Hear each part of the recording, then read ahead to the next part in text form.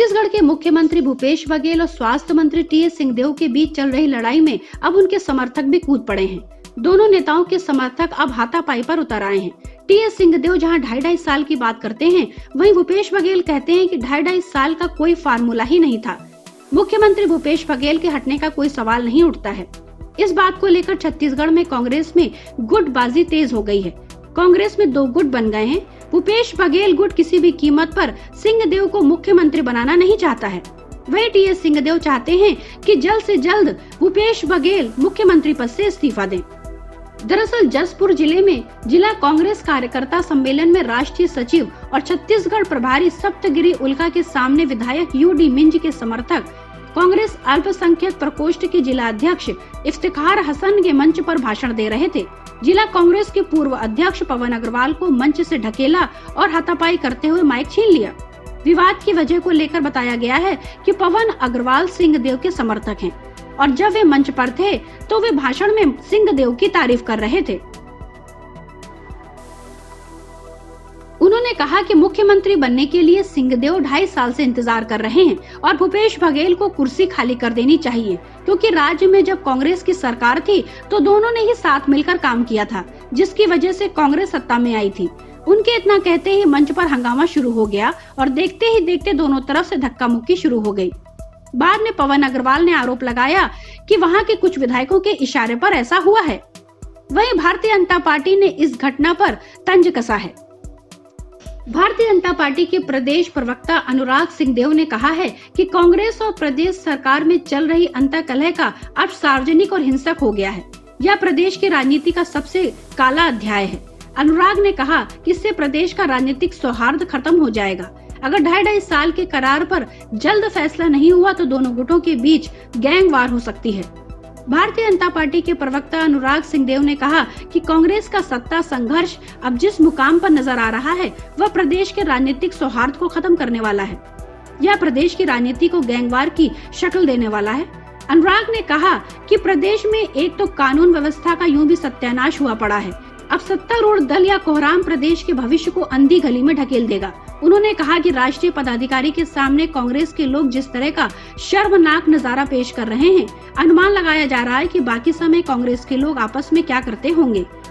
अनुराग सिंहदेव ने कहा कि 2.5 साल के फार्मूले पर कोई ठोस निर्णय न सुनाकर प्रदेश को राजनीतिक अस्थिरता के भंवर में धकेलने के लिए कांग्रेस का केंद्रीय नेतृत्व अपनी दुविधाग्रस्त मानसिकता का ही परिचय दे रहा है। Bureau report, public news. Congress शासित छत्तीसगढ़ में 2.5 साल के मुख्यमंत्री के नाम पर उभरा राजनीतिक तनाव कम होता नहीं दिख रहा है। तनातनी और पार्टी में खुलकर खेमेबाजी के सामने आते ही समाधान की आस में जहां मुख्यमंत्री भूपेश बघेल और स्वास्थ्य मंत्री टीएस सिंहदेव दिल्ली तक भागदौड़ कर रहे हैं, लेकिन नेतृत्व परिवर्तन को लेकर विवाद पहले से कहीं ज्यादा गहरा और तीखा हो गया है। जशपुर जिला कार्यकर्ता सम्मेलन में कांग्रेस नेताओं के सिर फूटने के एक दिन के बाद मुख्यमंत्री भूपेश बघेल का बड़ा बयान आया है। मुख्यमंत्री भूपेश बघेल ने कहा कि प्रदेश प्रभारी पीएल पुनिया ने स्पष्ट कर दिया है, अब बार बार उस पर सवाल उठाकर माहौल खराब नहीं करना चाहिए। जो हुआ वह दुर्भाग्यजनक है। भूपेश बघेल का कहना है कि टीएस सिंहदेव बार बार 2.5 साल के फार्मूले की बात करके राज्य का माहौल खराब कर रहे हैं।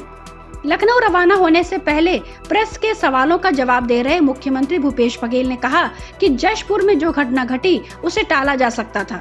यह दुर्भाग्यजनक है, ऐसा नहीं होना चाहिए था। रविवार को जशपुर में आयोजित कांग्रेस के जिला स्तरीय कार्यकर्ता सम्मेलन में मारपीट और बवाल हो गया। इसमें पूर्व जिला अध्यक्ष और माध्यमिक शिक्षा मंडल के सदस्य पवन अग्रवाल भाषण दे रहे थे। इस दौरान उन्होंने 2018 के विधानसभा चुनाव में कांग्रेस की जीत में टीएस सिंहदेव के योगदान की बात की। उनका कहना था कि हाईकमान ने जब 2.5 साल के मुख्यमंत्री की बात की है तो अब सिंहदेव को मौका मिलना चाहिए। उनकी बात अभी पूरी भी नहीं हो पाई थी कि जशपुर कांग्रेस जिला अल्पसंख्यक विभाग के अध्यक्ष इफ्तिखार हसन मंच पर पहुंचकर उनसे माइक छीन लिया और पवन अग्रवाल को धक्का दिया और थप्पड़ भी लगाए। पवन अग्रवाल का आरोप है कि कुनकुरी विधायक यूडी मिंज के इशारे पर उनके साथ धक्का मुक्की और बदसलूकी की घटना की गई है। भूपेश बघेल और सिंहदेव के बीच 17 जून से ही विवाद है। इस दिन ही भूपेश बघेल के मुख्यमंत्री के तौर पर अपने 2.5 साल पूरे हुए थे। दरअसल दिसंबर 2018 में सत्ता में आई कांग्रेस में उस वक्त मुख्यमंत्री पद के दावेदारों में भूपेश बघेल के अलावा टीएस सिंहदेव और ताम्रध्वज साहू भी थे, लेकिन भूपेश बघेल को ही मुख्यमंत्री बनाया गया। उस वक्त कहा गया कि भूपेश बघेल को मुख्यमंत्री बनाने के साथ ही 2.5 साल का करार हुआ है। पहले 2.5 साल भूपेश बघेल मुख्यमंत्री रहेंगे और उसके बाद टीएस सिंहदेव नेतृत्व संभालेंगे। हालांकि ये चर्चाएं थी कि इस बार पार्टी की ओर से आधिकारिक तौर पर अभी कुछ नहीं कहा गया। 2.5 साल के मुख्यमंत्री विवाद शुरू होने के बाद से ही अब तक एआईसीसी के वरिष्ठ नेताओं में पीएल पुनिया का कहना है कि 2.5 साल के फार्मूले जैसी कोई बात नहीं है। अगस्त में राहुल गांधी के साथ मुख्यमंत्री भूपेश बघेल की मुलाकात के बाद भी पीएल पुनिया का ऐसा ही बयान आया था। Bureau report, public news. Uttar Pradesh में विधानसभा का चुनावी बिगुल बज चुका है। इसके लिए सभी राजनीतिक पार्टियां अपनी अपनी चुनावी रणनीतियों को तैयार कर लड़ाई के लिए तैयार हो गई है। सभी पार्टियां अपने अपने तरीकों से जनता को लुभावने वादे कर अपना वोट बैंक बढ़ाने में लगे हुए हैं। इसी बीच चुनाव आयोग ने चुनाव कराने के लिए अपनी कमर कस ली है। चुनाव को लेकर चुनाव आयोग की तैयारियां जोरों पर है। अगले साल 15 मार्च तक विधानसभा चुनाव करवाए जाने पर केंद्रीय चुनाव आयोग गंभीरता से विचार कर रहा है। बीते 2 दिन आयोग ने राज्य के सभी जिलाधिकारियों से वर्चुअल बैठकों में अब तक हुई चुनाव की तैयारी, आगामी 1 नवंबर से शुरू होने वाले वोटर लिस्ट के विशेष संक्षिप्त पुनरीक्षण के मुद्दों पर चर्चा की। इसके अलावा यूपी माध्यमिक शिक्षा बोर्ड की परीक्षाओं, होली के त्योहार, फसल कटाई, कोरोना की संभावित तीसरी लहर आदि तमाम मुद्दों पर आयोग ने जिलाधिकारियों से जानकारी हासिल की। चुनाव आयोग के अधिकारियों का आकलन है कि प्रदेश में 15 मार्च तक विधानसभा चुनाव संपन्न करवाए जा सकते हैं। इसके लिए इस साल दिसंबर के अंत या अगले साल जनवरी की शुरुआत में चुनाव की अधिसूचना जारी की जा सकती है। गौरतलब है कि चुनाव ड्यूटी में बड़ी तादाद में सरकारी शिक्षकों को भी तैनात किया जाना है और अधिकांशतः शिक्षण संस्थानों में ही मतदान केंद्र बनाए जाते हैं। इस लिहाज से 15 मार्च तक विधानसभा चुनाव करवाकर उसके बाद यूपी माध्यमिक शिक्षा बोर्ड और अन्य शिक्षा बोर्ड की वार्षिक परीक्षाएं करवाने का प्रस्ताव है। इन अधिकारियों का तर्क है कि वर्ष 2012 में विधानसभा चुनाव के लिए 28 जनवरी 2012 तक अधिसूचना जारी की गई थी और 6 मार्च 2012 को मतगणना करवाई गई थी, जबकि 2017 के विधानसभा चुनाव के लिए उस साल 7 जनवरी को अधिसूचना जारी हुई थी और 11 फरवरी से 8 मार्च के बीच 7 चरणों में चुनाव संपन्न करवा लिए गए थे। वैसे मौजूदा विधानसभा का कार्यकाल 14 मई तक है। उससे पहले आयोग को हर हाल में चुनाव करवाने होंगे। सूत्रों की माने तो आगामी चुनाव की अधिसूचना जनवरी के महीने में लागू की जा सकती है। Bureau report, public news.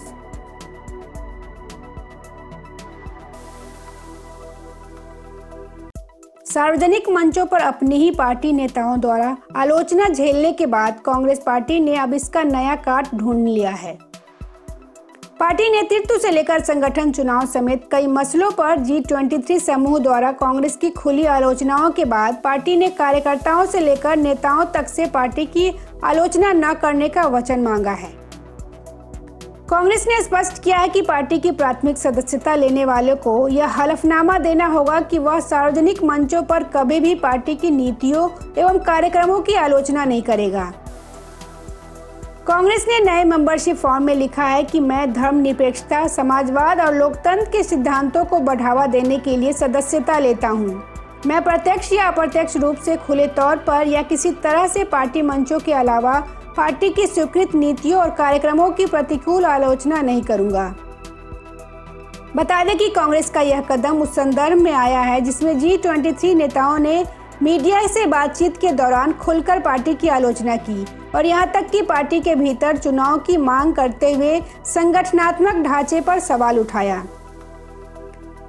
गौरतलब है कि G23 के नेता कपिल सिब्बल ने सितंबर में कहा था कि पार्टी के नेता इस बात से अनजान है कि पार्टी में कौन निर्णय ले रहा है, क्योंकि कोई अध्यक्ष नहीं है। उन्होंने कहा था कि हमारी पार्टी में कोई अध्यक्ष नहीं है, इसलिए हमें नहीं पता है कि ये फैसला कौन ले रहा है। हम जानते हैं और फिर भी अभी तक हम नहीं जानते। वहीं गुलाम नबी आजाद ने भी पार्टी की अंतरिम अध्यक्ष सोनिया गांधी को पत्र लिखकर कांग्रेस कार्य समिति की तत्काल बैठक की मांग की थी। हाल ही में बैठक से पहले G23 नेताओं ने CWC सदस्यों, केंद्रीय चुनाव समिति के सदस्यों और संसदीय बोर्ड चुनाव के लिए चुनाव की मांग की थी। Bureau report, public news.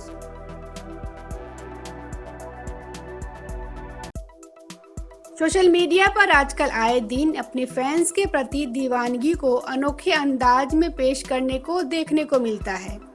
कुछ ऐसी ही दीवानगी ट्विटर पर देखने को मिला है। भारत में क्रिकेट को लेकर दीवानगी इस हद तक है कि प्रशंसक अपने चहेते खिलाड़ियों की एक प्रतिक्रिया के लिए कुछ भी करने को तैयार है।